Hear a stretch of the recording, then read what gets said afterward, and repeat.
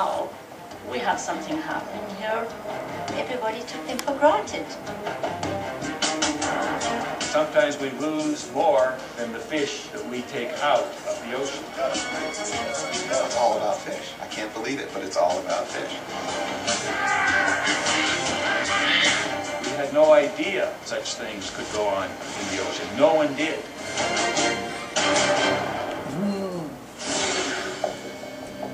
It's like something out of science fiction. Unsettling transformations are sweeping across the planet. And clue by clue, investigators are assembling a new picture of Earth. They suspect we've entered a time of faster global change than any human being has ever witnessed. But we can rise to the challenge. Alter the course. It's up to all of us to confront these strange days on planet Earth.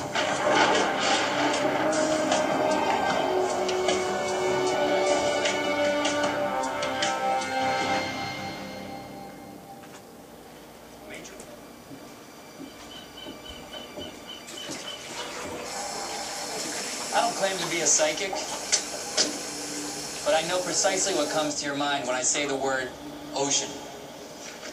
You're thinking of two things: the sand between your toes and the seafood on your table.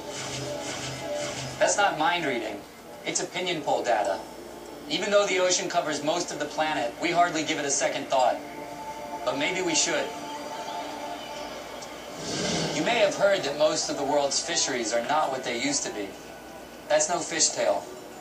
90% of the big commercial species like tuna and swordfish may already be gone. Does it really matter if strange animals that you hardly ever see except on a plate are in a tailspin? Well, the answer is surprising. You see, there's more to this story than just the fate of your dinner. That's because most of the actions we take make ripples. Chase and capture a fish, for example. You might trigger a cascade of events that you never dreamt of. And sure enough, investigators around the world are tracking a series of mysterious events that together suggest that fishing could be altering life on land, life in the skies, and even the temperature of the planet. Follow a fish and you can end up in some unexpected places.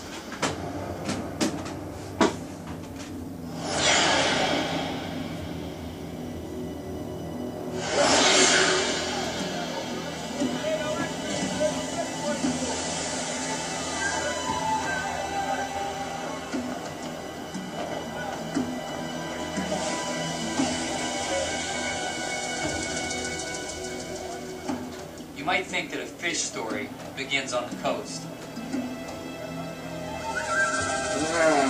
Then the ocean. But in this case, you'd be wrong.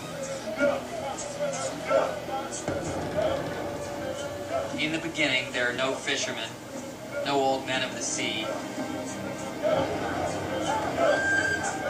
no great white whale. Oh man, it's a beautiful tuna. This is a tale that starts in the distant bush,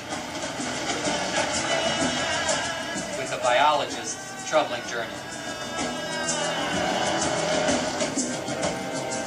When I first came to Africa, I really had no idea what I was getting into.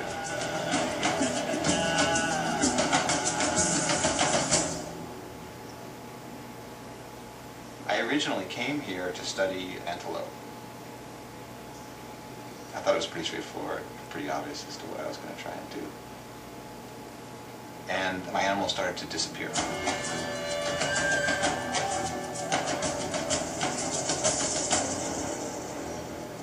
When Justin Brashears began his fieldwork, fish were the furthest thing from his mind.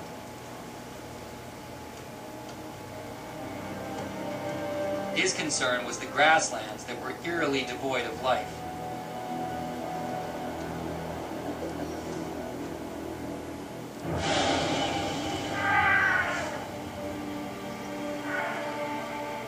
Elephants that commanded the savannah were wandering into the bush, never to be seen again.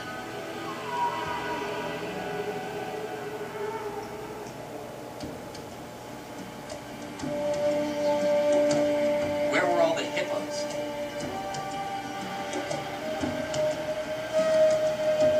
leopards, the hyenas, and wild dogs.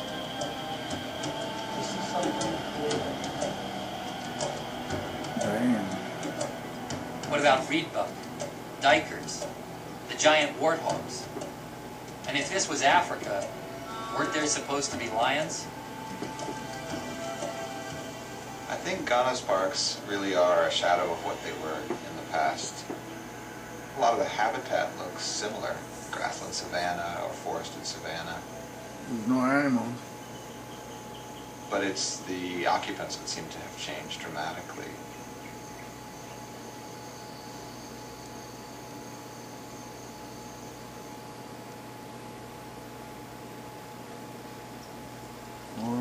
Not a bird.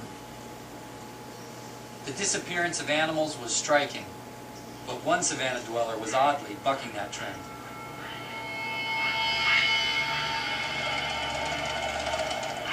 Olive baboons were roaming Ghana's parks like marauding armies, staking their claim to new territory.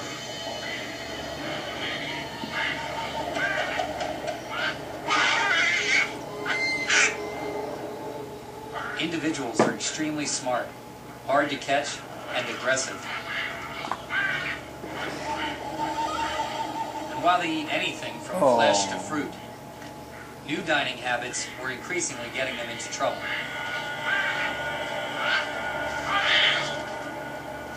Throughout the countryside, baboons were conducting nighttime hunting raids, something they had rarely done in the past. Oh, man.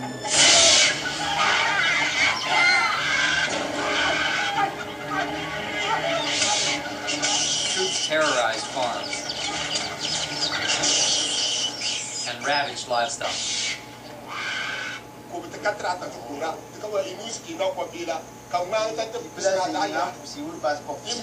Clearly, the baboon armies have villagers angry and on edge.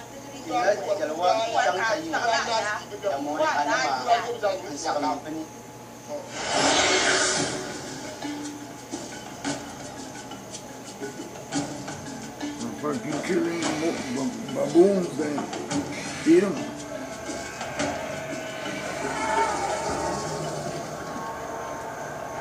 I think for very poor farmers like the ones in Marabanga, a real problem for them on day-to-day basis as to when are the animals coming.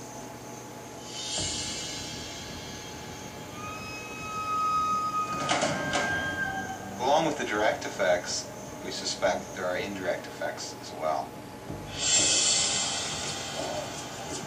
One of those indirect effects is the exchange of diseases from baboons to people.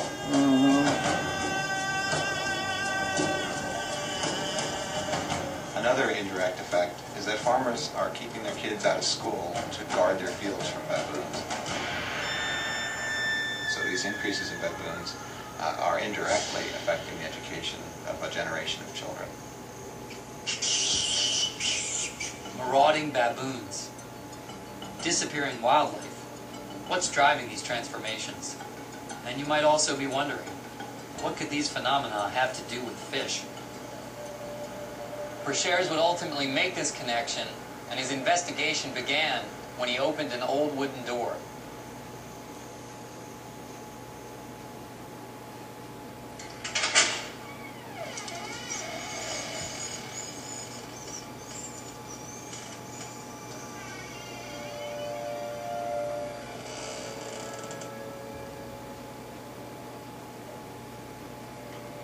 Records.